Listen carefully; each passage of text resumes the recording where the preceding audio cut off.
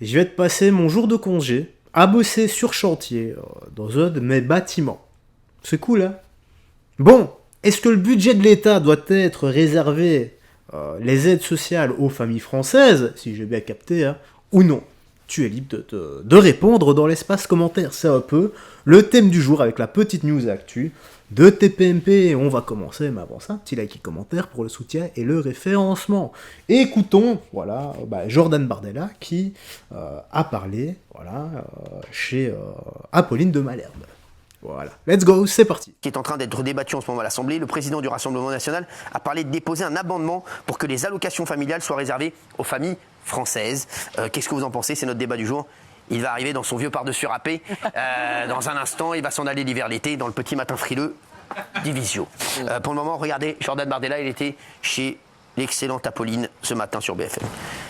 Et moi, je souhaite que les aides sociales soient réservées aux familles françaises. Les allocations familiales, par exemple, doivent être réservées aux familles dont l'un des deux parents est de nationalité française. Vous défendrez des amendements là-dessus? Nous défendrons notamment des amendements, mais notre position, elle n'a pas varié et elle ne variera pas.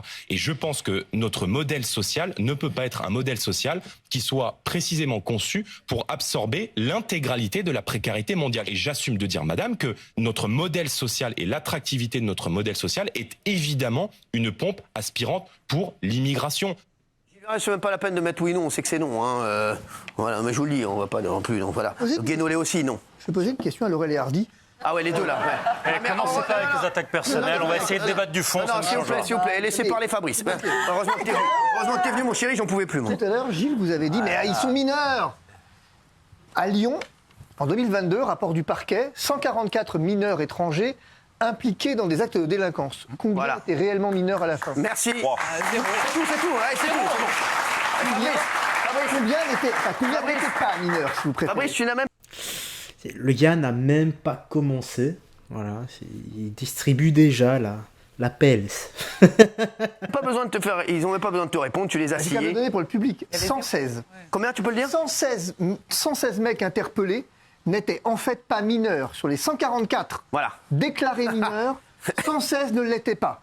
Donc ça veut dire que la minorité en matière d'immigration, il faut faire très attention. Bien sûr. Parce que c'est un piège à con dans lequel tout le monde tombe. Vous avez bien eu raison de dire un piège à con, parce que je pense que là on a compris. Non mais vraiment, parce que c'est incroyable. Je pense que c'était de la malhonnêteté de la part de Gilles et non pas de l'ignorance. Je pense qu'il a voulu être malhonnête. Voilà, je ne peux pas croire qu'il pensait vraiment que tous les mineurs, tous les migrants mineurs étaient vraiment mineurs. Mais tout le monde le sait. Hein. N'importe qui dans la rue te dira bien sûr. Et comme les mineurs migrants, ils sont pas. Donc à 80%, ils sont pas mineurs. 80%, ils sont pas mineurs. En tout cas, le rapport du parquet de Lyon. Merci. Je crois qu'après ça, je pense qu'on a tout dit. Ouais. Je pense que là, on va plus être à 94%, on va être à 100. Merci en tout cas Gilles Verdez et Thomas Guénolé. En tout cas, vous faites vivre le débat. Moi, j'ai rien dit sur ces discours de mineurs. Oui, je sais. Bravo. C'est vrai. Thomas, le pauvre, n'a rien dit là-dessus. Je suis d'accord. Juste Laurel. Pardon, excusez-moi. Voilà, j'ai jamais dit ça. Et là, j'avoue, Thomas ne l'a pas dit. Thomas, c'était juste Laurel qui l'a dit par Hardy. Bon. Arrêtez avec les attaques personnelles. Mais c'est Laurel. Laurel est brisant. Non mais Gilles, vous avez ce qu'il dit? Non mais s'il vous plaît, commencez pas à dire oui mais d'où il sort ces chiffres, etc. Les chiffres sont vrais. Géraldine vous l'a dit tout à l'heure. Moi je l'ai dit, j'avais peur, mais maître Division a des chiffres précis. Pour le coup, c'est un rapport du parquet de Lyon 2022. C'est moi qui le dis. Je peux répondre ce que je pense, Cyril, ou pas? Non mais vous me dites. Oui mais qu'est-ce que vous allez dire encore? Alors d'accord. Vous voyez donc des migrants mineurs noirs dans la rue et vous allez déterminer maintenant qu'ils ne sont pas mineurs, c'est ça? Ces 200-là. Alors, s'il vous plaît, stop. Fabrice, s'il te plaît, la question est tellement ubuesque que vraiment, je te demanderai de ne même pas répondre. Fais-moi plaisir. Non mais vraiment, Fabrice, je te demanderai vraiment de ne même pas répondre. Bon, je sais pas, ça fait combien de temps là déjà? En fait, j'ai rien à dire parce qu'il ne parle même pas du débat. Voilà. La question, c'est êtes-vous d'accord avec la proposition de Jordan Bardella? Il parle de tout sauf de ça. En fait, il y a à boire et à manger. Moi, honnêtement, si je dois me donner mon avis là-dessus, ce serait d'abord et avant tout retirer les aides sociales aux parents des mineurs délinquants. Et criminels, et ça va de soi, mais il y a moins de mineurs criminels, enfin, je l'espère en tout cas, que moins de mineurs que de mineurs délinquants plutôt. Voilà, je l'espère en tout cas. Donc peu importe, criminel ou délinquant mineur, tu retires les aides sociales aux parents. Voilà. Parce que ce que vient de dire Gilles Verdez, c'est incroyable. Et je pense qu'il n'y a même pas besoin de répondre, parce que toutes les téléspectateurs vont se dire mais qu'est-ce qu'il raconte? On est dans Gas Maillage, en fait, donc, dans la rue. Qu'est-ce qu'il raconte, en fait? On lui donne des chiffres précis. Donc il y a 80% des mineurs migrants qui ne sont pas des mineurs. Mais Gilles Verdez te dit, donc à chaque fois que vous allez voir quelqu'un dans la rue, vous allez vous dire, mais il est mineur ou pas mineur? C'est pas du tout la question. Donc il est encore à côté de la plaque. Fabrice, passons à l'autre sujet, s'il vous plaît, parce que là, je vais vous demander de ne pas lui répondre. Ce serait lui faire honneur. Merci. Vous méritez mieux que ça, surtout avec votre magnifique blouson en ubuck. Non, c'est vrai, vous êtes magnifique, c'est un nouveau blouson, on dirait la boum. Les gars, j'ai quasi le même. Jordan Bardella qui dit les allocations familiales doivent être réservées aux familles françaises. Géraldine, oui, non, s'il vous plaît, vous avez vos petites pancartes. Benaïm, exactement, non aussi. Voilà, Jean-Michel, oui.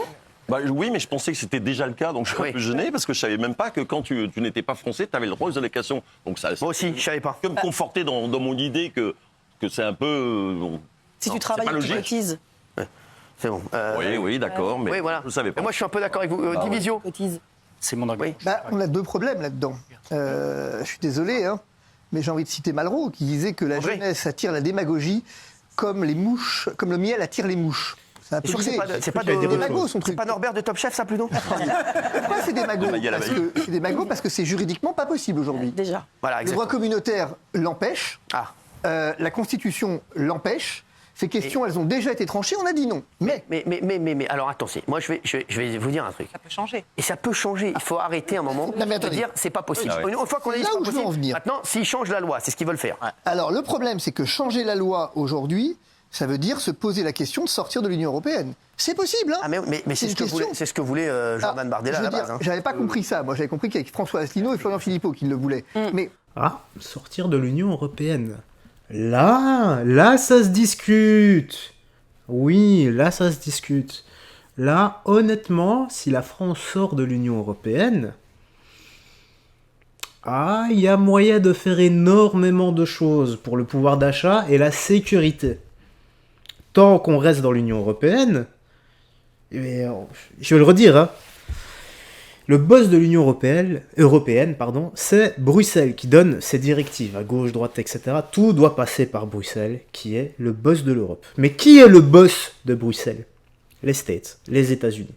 Donc les États-Unis donnent leur aval à Bruxelles, et Bruxelles suit et donne l'aval du State, en fait, tout simplement. Voilà. C'est comme ça. Donc, le boss de l'Europe, Bruxelles, le boss de Bruxelles. Les États-Unis. Le boss des États-Unis, j'en sais rien. Voilà. Mais le fait est que, si vous voulez, ça pose un débat intéressant, ce que dit Jordan Bardella, c'est que votre attitude, Gilles, et à certains égards Thomas Guénolé, elle pose ce problème-là. C'est qu'en fait, aujourd'hui, vous êtes déconnectés des Français. Oui, les Français n'en peuvent plus.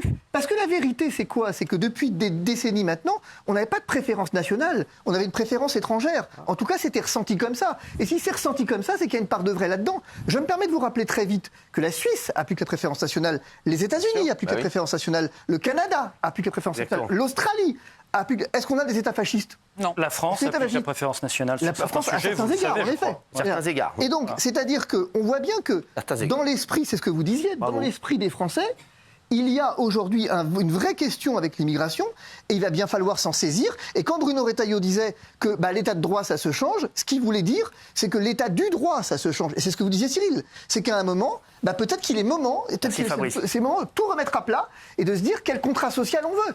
Et c'est peut-être l'occasion de le faire. C'est moi qui l'ai dit. Et dans le budget 2025, dans le budget 2025, le truc qui est assez intéressant, c'est que le gouvernement veut augmenter de 100 millions l'aide médicale d'État, et pendant ce temps-là, donc qui permet 1 milliard à 1,1 milliard. Voilà, qui permet aux étrangers en situation irrégulière de se faire soigner, y compris toutes les palettes de soins, etc. Et d'un autre côté, la Sécu va moins rembourser les Français, donc... Voilà. On y vient. Donc c'est... Et je dirais, les gars, ce ne sont même pas les gens qui profitent des aides le problème. Parce que eux, les personnes qui profitent des aides, ne vont pas dire non. Il faut prendre le problème à la source. Le problème à la source, c'est ceux qui pondent les lois et qui acceptent tout ça. À partir du moment où tu as des gens, les gens qui pondent ces lois-là, ils gagnent quoi? 10, 15, 20 000 euros par mois?